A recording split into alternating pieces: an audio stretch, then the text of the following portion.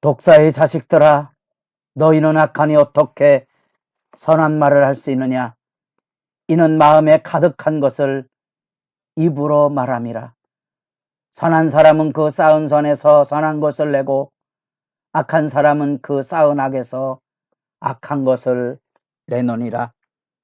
새벽의 기도자 여러분, 주의 말씀 앞에 늘 두렵고 떨림으로 정직한 영을 새롭게 하시는 성령의 도우심을 따라 기도의 자리에 주의 영광의 임재를 누릴 수 있기를 바랍니다.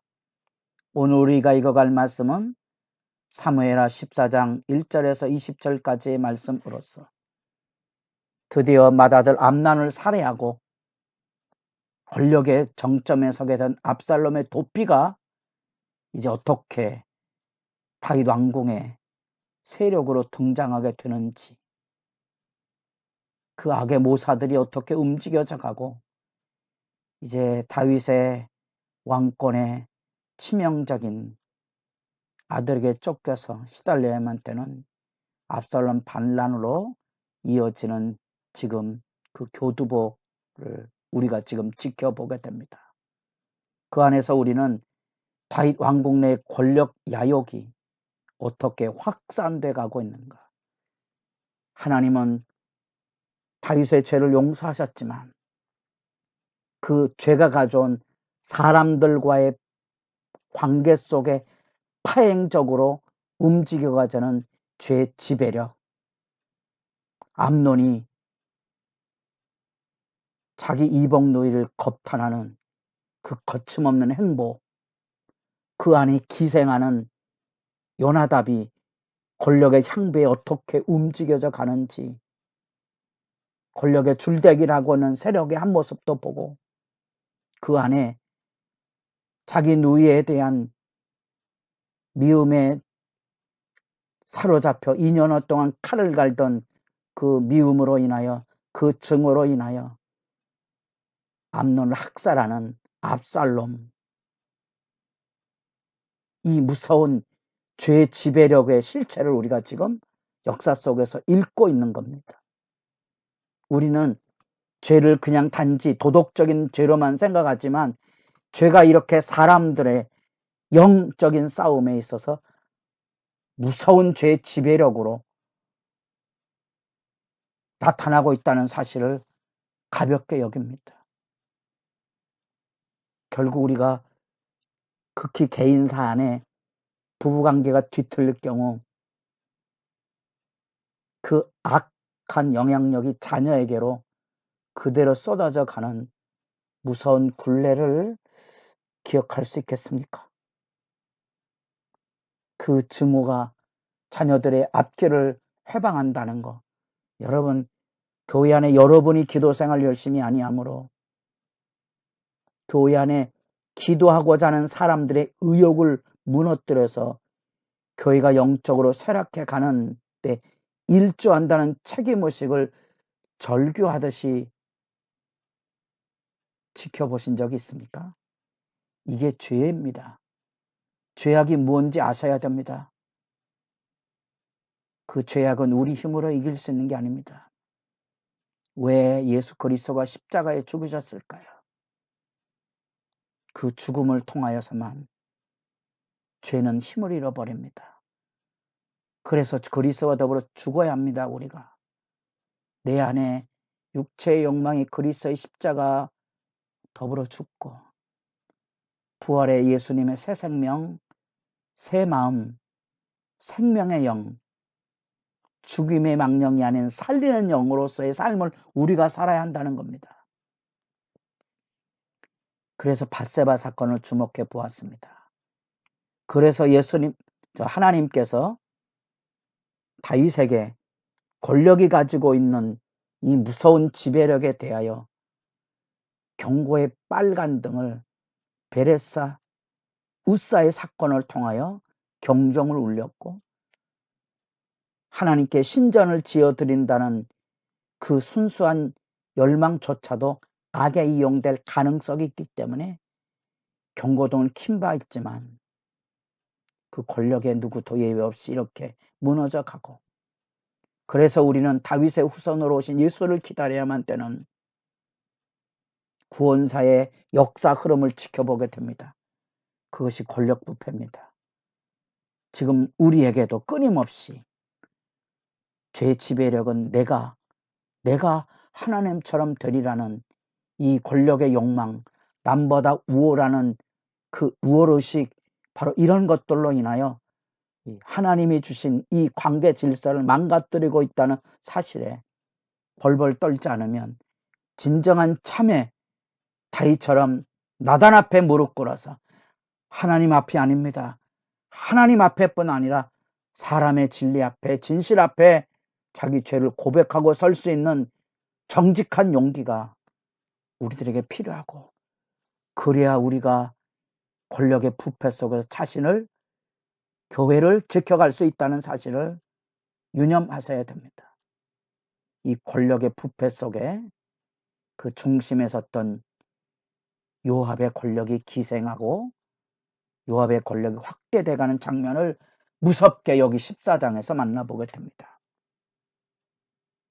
우리아를 죽음으로 내몰라는 다윗의 편지 앞에 어쩌면 요압은 다윗의 약점을 쥐고 있는 사람이 된 거지요.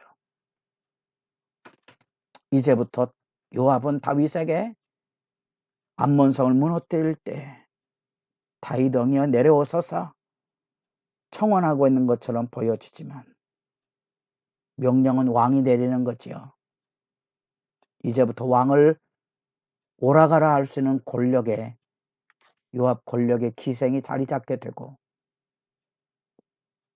그 요압의 얘기에 20절 말씀, 이는 왕의 종 요압이 이 일의 형편을 바꾸려 하여 이렇게 함이니이다. 요압의 권력에 이제 다윗은 끌려갈 수밖에 없다는 사실입니다. 그것이 권력 야용이 파행적으로 지금 확산이 돼 가고 있고, 그것이 다윗 왕권의 요동함을 가져오게 됩니다. 무섭죠? 이제 요압이, 압살롬이 그 권력의 향배를 쥐고 있다는 사실을 알고 그 권력의 확산, 반 다윗 세력으로 자라가는 것을 차단하기 위해서 자기 나름대로의 왕권을 위한답시고 드디어 공작을 시작합니다. 압살롬을 다윗 왕권의 외곽에 두었다가 오히려 반란의 소지를 키운다고 생각했던 거지요. 미연에 방지하기 위해서라도 압살롬을 다윗 왕궁으로 끌어들이게 됩니다. 그것이 또 다른 악의 확산을 가져올 거라고는 생각지 못하고 있는 거지요. 드고아 여인, 드고아는 예루살렘과 베들레헴으로 이어지는 이 흐름의 사해쪽의 외곽 지역에 있는 지역입니다. 엄밀한 의미에서 이 남유다 쪽에 있는 다윗의 고향, 동질성을 갖게 하는 여인이고, 아마도 그 지역의 선지자 역할을 했던 것으로 추정하니 그 개인의 고통을 들어주는 오늘날의 신문고와 같은 그런 고대 사회 왕이 백성들의 고충을 들어주는 그 기회를 타서 상복을 입고 온 여인의 호소를 다윗이 귀 기울일 수밖에 없는 것을 이용해서 공작이 이루어지게 되는 것을 보게 됩니다. 두고의 지혜 여인은 상복을 입고 돌아가서 두 아들이 있었는데 싸우다가 죽었다. 왜 싸웠겠습니까? 아버지 재산 같은 재물의 욕망이죠. 문제가 또 됩니다. 형제끼리 싸우다 형제를 살인했으니 피해 보복을 위하여 친척들이 낮아서 피해 복수를 해줘야 되잖아요. 그럼 이제 남아있는 아들마저도 죽게 된 상황이라는 겁니다. 그 피해 복수가 멈춰지도록 지금 요청을 하고 있는 겁니다. 이 여인의 비통한 상복을 입은 두 아들마저 잃게 됐던 상황에 그 슬픈 소식 앞에 특별히 그 안에 담겨져 있는 밧세바와 다말을 떠올릴 수밖에 없는 그런 비참한 여인의 절규에 대하여 다윗은 그것에 귀를 기울일 수밖에 없었고, 이제 그런 상황을 통하여 놀랍게도 감히 왕에게 이래라 저래라 할 정도로 피해 복수에 대한 은근한 책망을 지금 하고 있는 모습을 보게 됩니다. 이 주제넘은 이야기에 대해서 다윗은 이게 무언가 의도 있는 각본이라는 것을 인식하게 되고 그 사실에 실제를 묻습니다. 그때 여인이 대답합니다. 이것은 다 요압이 의도한 계획입니다. 왜 이런 섣부른 행동을 했을까요? 권력 게임에 지금 다윗도 요압의 압박감을 느끼고 있는 거지요.